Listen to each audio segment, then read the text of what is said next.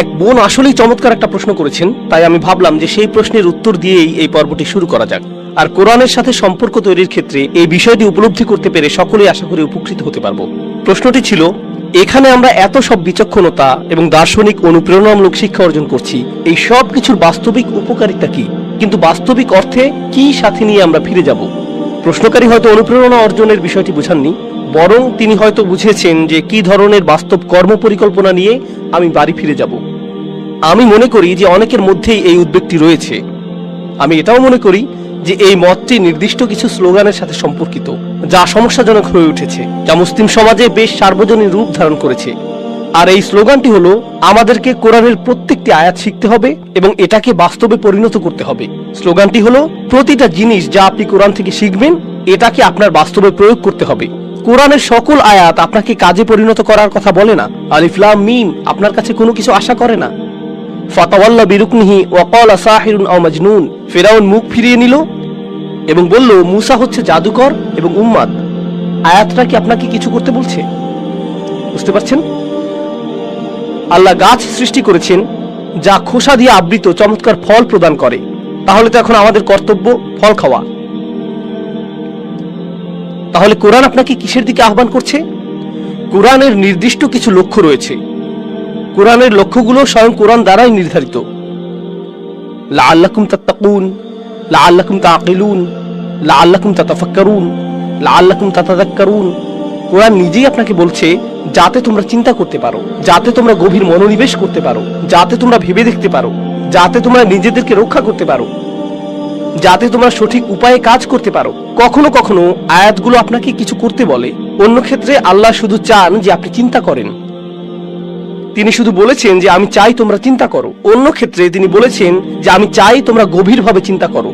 তিনি কোরআনে অভিযোগ করেছেন, আফালা ইয়াতাদাব্বারুনাল কুরআন, কেন তারা কোরআন নিয়ে গভীর মনোনিবেশ করে না? আমা আলা কুলুবিহিম আকফালুহা, নাকি তাদের হৃদয়গুলোতে তালা ঝুলানো রয়েছে? আপনারা জানেন, আমরা যখন কোনো কিছুকে কাজে পরিণত করার কথা চিন্তা করি, এর দ্বারা আমরা এমন কিছু ইঙ্গিত করি যা আমাদের করণীয়, কিন্তু আমাদের কাজগুলো হলো আমাদের মনোভাব, আবেগ, অনুভূতি এবং উপলব্ধির ফলাফল। আর কোরআনের বেশিরভাগ অংশই আমাদের মনোভাবকে পরিবর্তনের কাজ করে। এটা আমাদের উপলব্ধিকে পরিবর্তন করে, এটা আমাদেরকে আল্লাহর বিজ্ঞতাকে উপলব্ধি করায়। আর এই বিজ্ঞতা আপনার দৃষ্টিভঙ্গিকে পরিবর্তন করে এবং যেভাবে আপনি কোনো কিছুতে প্রতিক্রিয়া দেখান তাকে পরিবর্তন করে। তো সকল আয়াতই আপনাকে কিছু করতে বলে না, আমি এটা বিশ্বাস করি না। আমি এটা মোটেও বিশ্বাস করি না। কোরআনের অনেক অনেক আয়াত রয়েছে যা আপনাকে কিছুই করতে বলে না, কিন্তু অনেক আয়াত রয়েছে যা কি করতে বলে? চিন্তা করতে বলে। অনেক আয়াত রয়েছে বিবেচনা করার, অনেক আয়াত রয়েছে স্মরণ করার। এই সবগুলোই হলো কোরআনের যৌক্তিক প্রয়োগ। এগুলোও কোরআনকে বাস্তবে পরিণত করার অন্তর্ভুক্ত। এই অনুশীলনের উদ্দেশ্য হলো, এর দ্বারা আমি দুইটি জিনিস করতে চাই। আমি জোর দিতে চাই আল্লাহ শুরুতে যা বলেছেন, ওয়াল কুরআনিল হাকিম, বিজ্ঞতায় পরিপূর্ণ কোরআন। আমি এই সূরাটির কিছু চমৎকার বিজ্ঞতাকে উপস্থাপন করতে চাই, এটাই আমার প্রথম লক্ষ্য।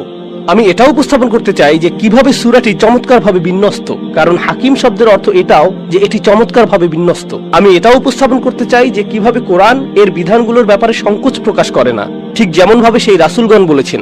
এটা মানুষকে আহ্বান করে যেমনটা করা উচিত, কারণ প্রকৃতপক্ষে হাকিমও একই অর্থবোধক। তাই শুরুর সেই আয়াতটি আসলে এই গোটা অধ্যয়নটিকে নির্দিষ্ট একটি গন্তব্যের দিকে টেনে নিয়ে গিয়েছে। তো আমি আশা করি এগুলোই আপনি এই আলোচনা থেকে পাবেন। এটা যদি যথেষ্ট বাস্তবধর্মী না হয়, তাহলে আমি জানি না যে এর চেয়ে উত্তম কি বলতে পারবো। ওয়াজআলনা মিন বাইনি আইদিহিম সাদ্দান, আয়াতটি হলো ওয়াইযা কিলা লাহুম, যখন তাদেরকে এটা বলা হয়। প্রসঙ্গক্রমে এটা চতুর্থ অনুচ্ছেদ, এটা 3টে আয়াত সম্বলিত ছোট একটা অনুচ্ছেদ। শুধু এটুকুই। ইনশাআল্লাহ আমরা চতুর্থ এবং পঞ্চম অনুচ্ছেদ নিয়ে এই পর্বে আলোচনা করব। আর এই অনুচ্ছেদে রয়েছে শুধু 3টে আয়াত। জানেন আমরা কি নিয়ে শিখবো? সেই সকল মানুষ যারা চিন্তা করতে অস্বীকৃতি জানায়, তারা চিন্তা করতে অস্বীকৃতি জানায়। জানেন এই অনুচ্ছেদটি কেন গুরুত্বপূর্ণ? কারণ এখন আমরা রয়েছি চতুর্থ অনুচ্ছেদে। তো এর আগে কতটি অনুচ্ছেদ এসেছে? 3টি।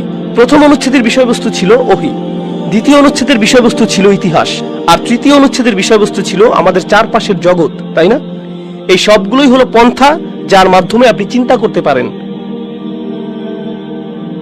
আর এখন আমরা এমন একটা অনুচ্ছেদে চলে এসেছি যেখানে মানুষ চিন্তা করতে অস্বীকৃতি জানিয়েছে। এটাই তাদের প্রতি সমালোচনা, তাদের সম্পর্কে এটা আল্লাহর বক্তব্য। ওয়াইযা কিলা লাহুম, যখন তাদেরকে এটা বলা হয় ইত্তাকু মা বাইনা আইদিকুম ওয়া মা খালফাকুম, কেন তোমরা তোমাদের সামনে যা রয়েছে এবং তোমাদের পেছনে যা রয়েছে তা থেকে নিজেদেরকে রক্ষা করার জন্য সতর্কতা অবলম্বন করছো না, লাআল্লাকুম তুরহামুন, যাতে তোমাদের উপর দয়া প্রদর্শন করা হয়। আপনার সামনে যা রয়েছে আর পেছনে যা রয়েছে তা থেকে শিক্ষা অর্জনের বিষয়টি কি এই প্রথম শুনছেন?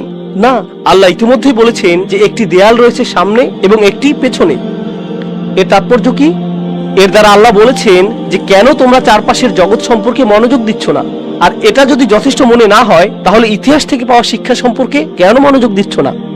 এটা অনেকটা এভাবে বলা যে যখন তাদেরকে বলা হয় যে দ্বিতীয় অনুচ্ছেদ এবং চতুর্থ অনুচ্ছেদে মনোযোগ দাও যাতে তোমাদের উপর ক্ষমা প্রদর্শন করা হয়। এখন আপনি যখন কাউকে এভাবে বলেন, যখন তাদেরকে বলা হয় এরকম, পরের অংশে আপনি কি আশা করেন? তখন তাদেরকে এরকম বলা হবে, তারা এর জবাব দিবে, তাই না? এমনটি আপনি প্রত্যাশা করেন। কিন্তু জানেন অবিশ্বাস্য বিষয়টি কি? এখানে জবাবের অংশটি নেই, এখানে কিছুই নেই। এটা এরকম যে যখন তাদেরকে বলা হয় মনোযোগ দাও, সতর্কতা গ্রহণ করো তোমাদের সামনে যা রয়েছে এবং পেছনে যা রয়েছে তার ভিত্তিতে, যাতে তোমাদের উপর দয়া প্রদর্শন করা হয়। এরপর dot dot dot dot dot, কোনো জবাবের উল্লেখ নেই। আপনারা জানেন এর অর্থ কি? তাদের বলার কিছু নেই, তাদের জবাব দেবার কিছু নেই। আর এই বিষয়টা ধারণ করার এটাই সবচেয়ে সুচারু পন্থা যে কত সামান্য তারা চিন্তা করে, তাদের কোনো জবাবই নেই। আর তাই এটা যখন জবাবহীন রয়ে গেল, আল্লাহ সামনে এগিয়ে গিয়ে বললেন ওমা তাতিহিম মিন আয়াতিম মিন আয়াতি রাব্বিহিম, তাদের প্রভুর সকল আয়াতগুলোর মধ্য থেকে একটি আয়াত। প্রসঙ্গক্রমে আয়াত বলতে কি বোঝায়? একটি নিদর্শন, একটি অলৌকিক বিষয়। তাদের রবের যে কোনো আয়াতের মধ্য থেকে একটি আয়াতও নেই ইল্লা কানু আনহা মুরিদিন, যা তারা জেনে শুনে উপেক্ষা করে না। প্রসঙ্গক্রমে সৃষ্টি জগৎ হলো আল্লাহর আয়াত, ইতিহাস হলো আল্লাহর আয়াত, কিন্তু এছাড়াও কোনটি আল্লাহর আয়াত? ওহী। তো এখানে প্রথম আয়াত সম্পর্কে তাদেরকে ইতিমধ্যেই বলা হয়েছে যে তোমাদের বিবেচনা করা উচিত চারপাশের জগৎ, আর এখন তাদেরকে বলা হচ্ছে যে তোমাদের অন্য আয়াতগুলো নিয়েও চিন্তা করা উচিত। কিন্তু কিছু আসে যায় না, যেই ওহী তাদের কাছে আসুক এর পরেও তারা উপেক্ষা করেই যাবে। তো সত্যের তিনটি দরজার সবগুলোই অবরুদ্ধ, এগুলো তাদের কোনো কাজেই আসবে না। এখন সামনে এগিয়ে গিয়ে আপনি যদি এই শব্দগুলো নিয়ে চিন্তা করেন, ওয়াইদা কিলা লাহুম আনফিকু, যখন তাদেরকে বলা হয় ব্যয় করো, এটা ব্যতিক্রম। এটাই প্রথমবার যখন আসলে কিছু করতে বলা হলো, কিছু বিশ্বাস করা নয়, ধারণাগতভাবে কিছু স্বীকার করা নয়, বরং প্রকৃতপক্ষে কিছু করা। সূরাটিতে এটাই একমাত্র করণীয় আদেশ, ইত্তাবিউল মুরসালিন, রাসূলদের অনুসরণ করো, এই অংশটি ছাড়া। কিন্তু সেখানেও তাদের অনুসরণ এবং বিশ্বাস করার কথা বলা হয়েছে।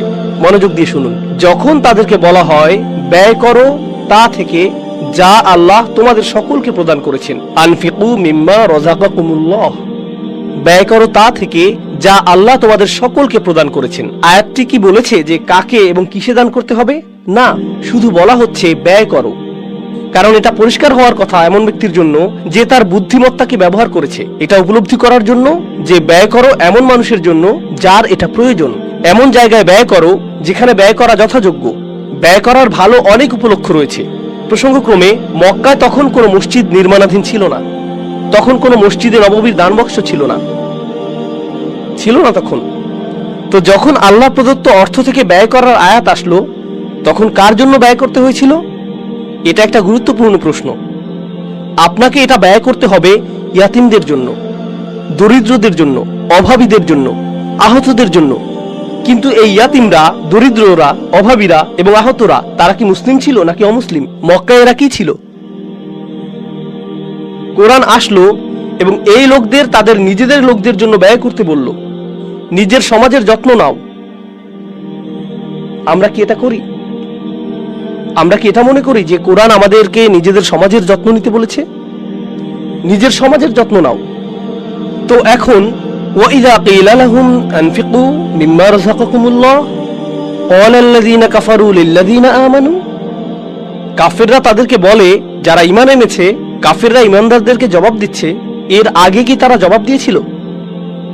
যখন তাদেরকে বলা হলো তোমরা কেন সতর্ক হচ্ছ না, কোনো জবাব আসেনি। কিন্তু যখন বলা হলো যে কেন তোমরা ব্যয় করছো না, তারা তাৎক্ষণিক জবাব দিয়ে দিল, আনুতাইমু মাল্লাউ ইয়াশাউল্লাহু আতআমা, আমরা কি এমন কাউকে আহার করাবো যাকে আল্লাহ যদি চাইতেন নিজেই আহার করাতে পারতেন? ইন আনতুম ইল্লা ফি দালালিম মুবিন, তোমরা বিভ্রান্ত ছাড়া আর কিছুই না, তোমরা নিশ্চিত বিভ্রান্ত। যখন আপনি ঈমান নিয়ে কথা বলেন, যখন আপনি সৃষ্টিকর্তায় বিশ্বাস নিয়ে কথা বলেন, যখন আপনি পরকাল নিয়ে কথা বলেন, তারা জবাব দেওয়ার প্রয়োজনও বোধ করে না। যখন আপনি তাদের অর্থ ব্যয় নিয়ে প্রশ্ন করেন, তখন তারা উত্তেজিত হয়ে ওঠে, কারণ এটা ঘরের ভিতর আঘাত হানছে। ঈমান, পরকাল নিয়ে ধারণাগুলো তাদের কাছে দার্শনিক মতবাদ বলে মনে হয়। এগুলো হোকাস পোকাস। এগুলো যেটাই হোক, তাতে কার কি আসে যায়? আপনি তাদের অর্থ নিয়ে, তাদের চালিকা শক্তি নিয়ে সমালোচনা করেন, এতে তারা উত্তেজনায় ফেটে পড়ে এবং বলে, তুমি আমাকে খরচ করতে বলছো? তো এখানে আমরা শিখছি যে ব্যবহারিক বিষয়গুলোর কারণেও ইসলামকে প্রত্যাখ্যান করা হয়ে থাকে। তারা অবধারিতভাবে ইসলামের ধারণাকে এজন্য প্রত্যাখ্যান করছে না যে এটা বিশ্বাস করা তাদের জন্য কঠিন, যে ওহী অবতীর্ণ হয় অথবা একজন সৃষ্টিকর্তা রয়েছেন, বরং যেটা মেনে নেওয়া আসলেই কঠিন তা হলো আমাকে হয়তো ব্যবহারিক জীবনের কিছু পরিবর্তন আনতে হবে। যেমন আমাকে হয়তো এমন জায়গায় খরচ করতে হতে পারে যে ক্ষেত্রে আমি সাধারণত খরচ করি না। অর্থ অনেক বড় একটা সমস্যা। লাইটটা জ্বালানোর জন্য ধন্যবাদ, এটা উপকারে এসেছে। অন্ধকারে এখানটা অনেক বেশি রোমান্টিক হয়ে গিয়েছিল।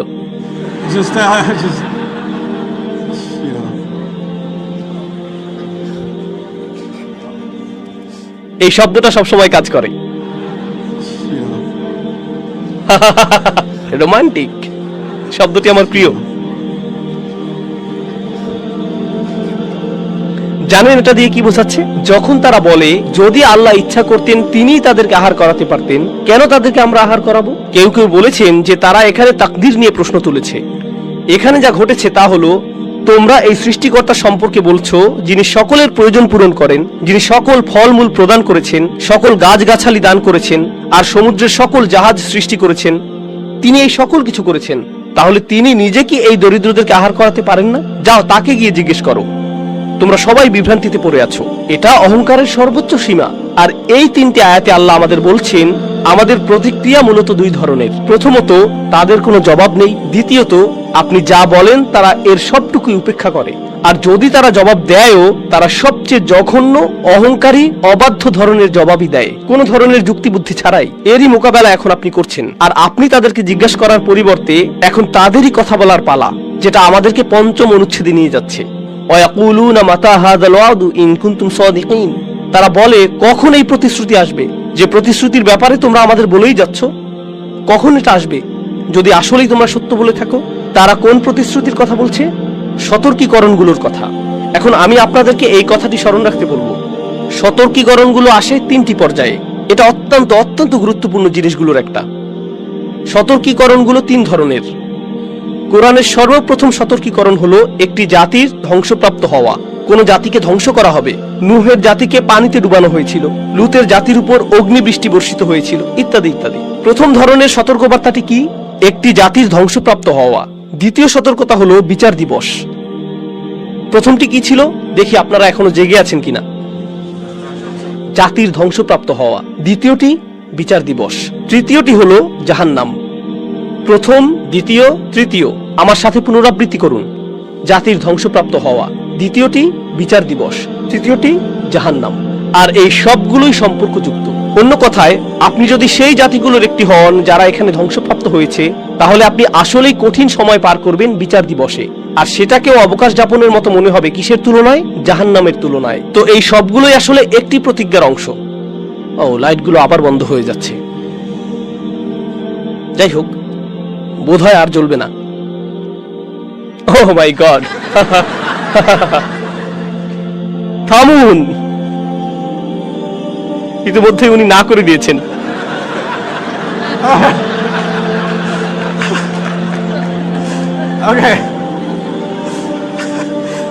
কম আলোতে কাউকে অধিক সুন্দর দেখাবে না। আমি মজা করলাম। আমি এখন আবার কুরআনে ফিরে যাচ্ছি। আসুন মনোযোগ দেই। তো এই প্রতিশ্রুতিটি এটা কখন ঘটবে? তোমরা কি সিরিয়াস? যাও দেখি সেটা নিয়ে আসো। সেটা ঘটাচ্ছ না কেন? প্রসঙ্গক্রমে এর আগের আয়াতে তারা বলেছিল আল্লাহ যদি এতই ধনী হন তাহলে কেন তিনি নিজে দরিদ্র লোকদের দেখাশোনা করছেন না? কোরআনের আরেকটি সূরাতে এই কথাই বলা হয়েছে, ইন্নাল্লাহা ফাকিরুন ওয়া নাহনু আগনিয়া। আল্লাহ দেউলিয়া হয়ে গেছেন, আমরা ধনী। আল্লাহ বলেছেন সানাকতুবু মা ক্বালু, আমরা লিখে রাখবো যা তারা বলে। এটা কোরআনের স্বাভাবিকতার ব্যতিক্রম বর্ণনাগুলোর একটি। আল্লাহ লিখে রাখবেন যা তারা বলে, লিখে রাখবেন তাদের উক্তি। সেই উক্তিটি কি? আল্লাহ হলেন গরিব আর তারা ধনী, আর তারা মূলত এরকম কথা এখানেও বলেছে। আর এজন্যই এই সূরাতেও আপনি পাবেন ওয়ালাকতুবু মা কদ্দামু আসারহুম, আমরা লিখে রাখবো যা তারা সামনে প্রেরণ করেছে এবং যা তারা পেছনে ফেলে এসেছে। এটাই অপরাধ হিসেবে যথেষ্ট। এটা এত খারাপ কেন যে আল্লাহ লিখে রাখবেন? তিনি এর আগে লিখে রাখার কথা বলেছেন, কারণ লিখে রাখার মতো এবং তা তাদের মুখে নিক্ষেপ করার মতো এমন কথা তারা বলে ফেলেছে। কিন্তু যদিও তারা এরকম ভয়ঙ্কর, এরকম জঘন্য কথা বলেছে, যেমন এটা বলা যে কখন এই প্রতিশ্রুতি আসবে, অথবা আল্লাহ চাইলে নিজেই আহার করাতে পারতেন, এই সময় আল্লাহ মূলত রাসূল সাল্লাল্লাহু আলাইহি সাল্লামকে প্রস্তুত করেছেন যে তারা জঘন্য কথা বলবে যেগুলো লিখে রাখার যোগ্য, যাতে তাদেরকে আসলেই এর জন্য শাস্তি দেয়া যায়। তাই আল্লাহ শুরুতেই বলে রেখেছেন নাকতুবু মা কদ্দামু ওয়া আসারহুম, মা কদ্দামুহু হুনা, তারা যা সম্মুখে প্রেরণ করতে চেয়েছে তা আসলে এখানে রয়েছে। এখন তারা এই জঘন্য প্রশ্ন জিজ্ঞেস করেছে আর আল্লাহর ক্রোধ চূড়ান্ত সীমায় পৌঁছে গেছে। তো এখন এটা শুরু হবে। প্রথম পর্যায়টি হবে জাতির ধ্বংসপ্রাপ্ত হওয়া। মা ইয়ানজুরুনা ইল্লা সাইহাতান ওয়াহিদাতান, এর অর্থ দুটি জিনিস। এটা বোঝাচ্ছে তারা একটি বিস্ফোরণ ছাড়া অন্য কোনো জিনিসের জন্য অপেক্ষা করছে না। এর অর্থ এটাও যে তারা একটি বিস্ফোরণ ছাড়া আর অন্য কিছু দেখবে না। তাখুযুহুম, এটা তাদেরকে আঁকড়ে ধরবে। ওয়াহুম ইয়াখিসিমুন, যখন তারা পরস্পর উদ্দেশ্যহীন যুক্তিতর্কে লিপ্ত থাকবে। তারা আল্লাহ সম্পর্কে এগুলো বলে, তিনি কি করবেন অথবা করবেন না, তোমাদের সৃষ্টিকর্তা কোথায়, শাস্তি, আমি আতঙ্কিত, আমি আসলেই আতঙ্কিত। তারা বিদ্রুপাত্মক কৌতুকে লিপ্ত থাকবে। ইল্লা কানু বিহি ইস্তাহজিউন, তারা এটা নিয়ে কৌতুক এবং হাসি তামাশা করবে। আর তাদের উদ্দেশ্যহীন কথোপকথনের মাঝখানে একটি বিস্ফোরণ তাদেরকে আঁকড়ে ধরবে। কিন্তু বিস্ফোরণের কথা আল্লাহ এই প্রথম বলছেন না, তাই না? যখন আল্লাহ ইতিহাসের শিক্ষা নিয়ে বলেছেন যেখানে সেই জাতিটিতে 3 জন রাসূল এসেছিলেন আর সেখানে একজন ইমানদারও ছিলেন, তখন তিনি বলেছিলেন ইন কানাত ইল্লা সাইহাতান ওয়াহিদাতান ফাইযা হুম খামিদুন, এটা শুধু একটি বিস্ফোরণ ছাড়া আর কিছুই ছিল না। আল্লাহ এখন বলছেন সেটা এখন আর ইতিহাসের শিক্ষা নয়, বরং এটাই তোমাদের ভবিষ্যৎ হয়ে যেতে পারে। আমি ইতিহাসের পুনরাবৃত্তি করব, আমি শুধু ঘটনা বলার জন্য ইতিহাস বর্ণনা করি না। আল্লাহ আমাদের বলেছেন ওয়াহুম ইয়াখিসিমুন, তারা উদ্দেশ্যহীন কোনো কথোপকথনের মাঝে লিপ্ত থাকবে। প্রসঙ্গক্রমে কেন সেই জাতিটি ধ্বংসপ্রাপ্ত হয়েছিল, সর্বশেষ কোন ঘটনাটি আযাব নিয়ে এসেছিল? তারা সেই ইমানদারকে হত্যা করেছিল। কিন্তু এখন কুরাইশদের ক্ষেত্রে বিচার দিবস সম্পর্কে এরকম জঘন্য ভাষায় তাদের প্রশ্ন উত্থাপন করাই ছিল যথেষ্ট। যদিও তারা এখনো কাউকে হত্যা করেনি, শুধু এতটুকুই যথেষ্ট। যার ফলে আল্লাহ বলেছেন যে আমি হয়তো এখনই তাদেরকে শেষ করে ফেলবো। ফালা ইয়াস্তাতিউনা তাওসিয়াতান, আর আমি যদি তাদের শেষ করে দেই তারা কোনো উইল করে যেতে পারবে না। তাওসিয়া উইল অর্থে ব্যবহৃত হয়। তাওসিয়া শব্দটি কোরআনে সদুপদেশ অর্থেও ব্যবহৃত হয়েছে। উইল করে রেখে যাওয়া এবং সদুপদেশ দেয়া উভয় অর্থেই। এখন আপনি কার জন্য উইল করে রেখে যান? আপনাদের থেকে কেউ বলুন, আপনার সন্তানের জন্য, আপনার সন্তানের জন্য, যাদের ভবিষ্যতের জন্য আপনার অনেক আশা থাকে, যার কারণে আপনি তাদেরকে জাহাজে তুলে দেন। আগে এটা নিয়ে আলোচনা করেছি। এখন আল্লাহ বলছেন আমি তোমাদের জন্য একটি বিস্ফোরণ ঘটাবো আর তোমাদের কথোপকথনের মাঝখানে তোমরা ধ্বংসপ্রাপ্ত হবে। তোমাদের সন্তানদের কাছে ছুটে গিয়ে সদুপদেশ প্রদানের সুযোগও পাবে না, তোমরা কোনো উইল রেখে যেতেও সক্ষম হবে না। আর তারা গিয়ে কথা বলতেও সক্ষম হবে না যে ও আমার সন্তান, নিজেকে রক্ষা করো, আমি অবাধ্যতা করেছি আর আল্লাহ আমাকে শাস্তি দিয়েছেন, সতর্ক হও। ওয়ালা ইলা আহলিহিম ইয়ারজিউন, তারা তাদের পরিবারের কাছে ফিরে যাবে না। হামালনা যুররিয়াতাহুম, তাদের সন্তানদের উপর আশা পোষণ করার এই ধারণাটি এখন জোরালো হলো। অনুফিখা ফিস সূর, তো সেটা ছিল জাতির ধ্বংসপ্রাপ্ত হওয়া একটা বিস্ফোরণ। এতে তারা ধ্বংসপ্রাপ্ত হবে। তাদের পরিবারগুলোকে সতর্ক করার অথবা শেষ বিদায় জানানোর সুযোগও তারা পাবে না। এর ঠিক পরেই এসেছে অনুফিখা ফিস সূর, এর পরেই সিংহায় ফু দেয়া হবে। সিংহায় ফু দেয়া হবে, এটাকে সিংহাতে ফু দেয়া হবে, এটাই আক্ষরিক অনুবাদ। এটাকে অর্থাৎ বর্ণনার অতীত কোনো কিছুকে সিংহাতে ফু দেয়া হবে। ফাইযা হুম মিনাল আজদাস, তখন আকস্মিকভাবে নিশ্চিহ্ন কবর থেকে ইলা রাব্বিহিম ইয়ানসিলুন, তারা ছুটে আসতে থাকবে প্রজন্মের পর প্রজন্ম। ইয়ানসিলুন অর্থ দ্রুত ছুটে আসা, আসরা ইলা মাকান, নাসালা অর্থ দ্রুত ছুটে আসা, কিন্তু এটা নাসিলের সাথে সম্পর্কযুক্ত। অন্য কথায় তাদের একাধিক প্রজন্ম একসাথে ছুটে আসবে তাদের রবের দিকে। আল্লাহ ইতিমধ্যে এটা বর্ণনা করেছেন যখন তিনি ইতিহাস থেকে শিক্ষাদান শেষ করেছিলেন। তখন তিনি বলেছিলেন তাদের সকলকেই একত্রে জড়ো করা হবে, আর এখন তিনি বলছেন যে তাদের সকল প্রজন্মকে একসাথে জড়ো করা হবে। আর তিনি এখানে আজদাস শব্দটি উল্লেখ করেছেন, কুবুর নয়। আজদাস অথবা একবচনে জাদাস, এর অর্থ চিহ্নহীন কবর।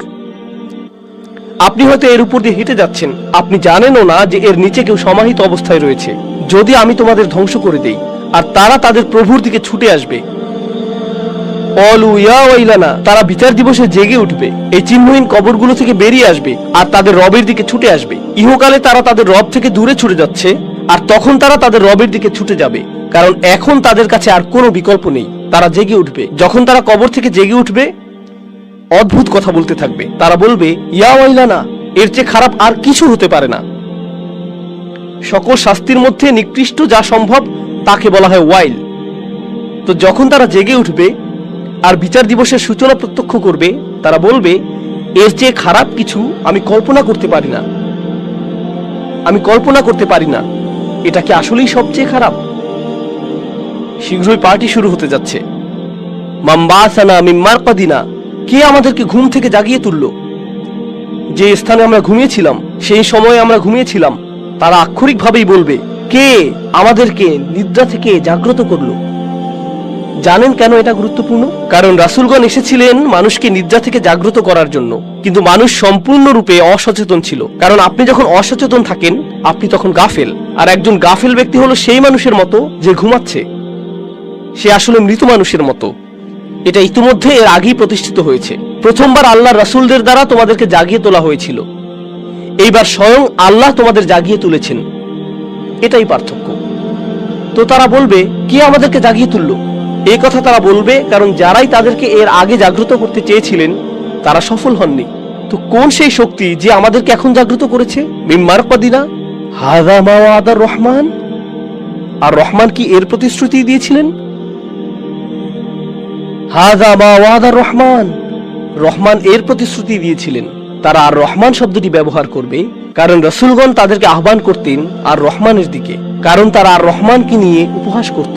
কিন্তু এখন আমরা জানতে পারলাম অবশেষে তারা বাণীটির মর্মার্থ প্রকৃতপক্ষেই ভালোভাবে বুঝতে পেরেছে।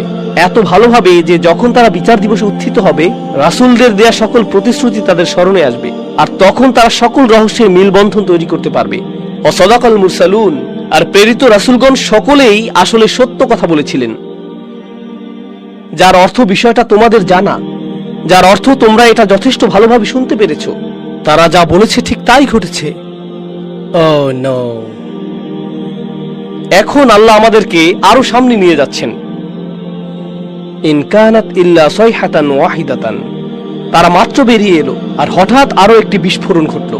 ফাইযা হুম জামিউল লাদাইনা মুহদারুন, তারপর আকস্মিকভাবে তাদের সকলকেই আমার সামনে উপস্থিত করা হবে। অপরাধীদের সকলকে এখন একসাথে জড়ো করা হবে। ঐতিহাসিক সেই জাতির ধ্বংসের শেষেও এই কথা বলা হয়েছিল। এখন এটা বর্ণিত হয়েছে যেহেতু তোমাদেরকেও একত্রিত করা হবে, তোমাদেরকেও জড়ো করা হবে, তোমরাও তোমাদের প্রভুর সামনে দাঁড়াবে, সকলেই একসাথে সারিবদ্ধভাবে। মুহদর, মুহদর অর্থ এমন কেউ যাকে দিয়ে তার নিজের অবস্থা উপস্থাপন করানো হয়েছে। আহদরা অর্থ উপস্থাপন করা। উহদিরা অর্থ যাকে উপস্থাপন করা হয়েছে, তার হুজুর থাকতে হবে, তার নিজের অবস্থা উপস্থাপন করানো হয়েছে। বাংলায় বলতে গেলে তাকে হাজির হতে হবে। ইসকি হাজিরি লাগায় যায়। ওকে। তো এখন আপনি আল্লাহর সামনে উপস্থিত, আর আল্লাহ সকল মানুষের উদ্দেশ্যে কথা বলবেন। আতঙ্কিত এই অপরাধীরা যারা আর রহমানকে নিয়ে উপহাস করত, এখন তারা আর রহমানের সামনে উপস্থিত। আল্লাহ সরাসরি তাদের সাথে কথা বলছেন, আর তিনি তাদেরকে বলছেন, ফাল ইয়াউমা, আজ, লা তুযলামু নাফসুন শাইআ, কারো উপর কোনো ধরনের অন্যায় করা হবে না, কাউকে এমন অপরাধে অভিযুক্ত করা হবে না যা সে করেনি। কেউ প্রকৃতপক্ষে যে ক্ষতি সাধন করেছে তার চেয়ে বেশি তার উপর চাপিয়ে দেওয়া হবে না, কারণ আমাদের কাছে তোমার প্রত্যেকটি কাজের নিখুঁত রেকর্ড রয়েছে, তো ভুল হওয়ার কোনো সম্ভাবনা নেই। ওয়ানাকতুবু মা কদ্দামু ওয়া আসারহুম ওয়া কুল্লা শাইইন আহসাইনাহু ফি ইমামিন মুবিন, আমরা লিখে রেখেছি সবকিছু যা তারা ভবিষ্যতের জন্য প্রেরণ করেছে, আর সকল প্রভাবক বিষয় যা তারা পেছনে রেখে এসেছে, আর আমরা সকল কিছু লিপিবদ্ধ করেছি সুস্পষ্ট একটি গ্রন্থে। তো তোমাদের কোনো খারাপ কাজ বিস্তৃত হয়ে যাওয়ার কোনো সম্ভাবনা নেই। এটা সেই আয়াতেরই পুনরালোচনা, ওয়ালা তুজজাউনা ইল্লা মা কুনতুম তা'মালুন, তোমরা নিজেরা যা করতে তা ছাড়া তোমাদের ভিন্ন কোনো প্রতিদান প্রদান করা হবে না, তোমাদের কৃতকর্মের পূর্ণ প্রতিদান দেয়া হবে। এটা উল্লেখ করে আল্লাহ প্রসঙ্গ পরিবর্তন করেছেন। এই তাদের অবস্থা, তাদের কি ঘটবে তা এখনই বিস্তারিত জানার প্রয়োজন নেই। হয়তো এদের সাথে অন্য আরো বিষয় ঘটছে, কিন্তু আল্লাহ তাদের প্রসঙ্গের উপর পজ বাটন চেপে দিলেন।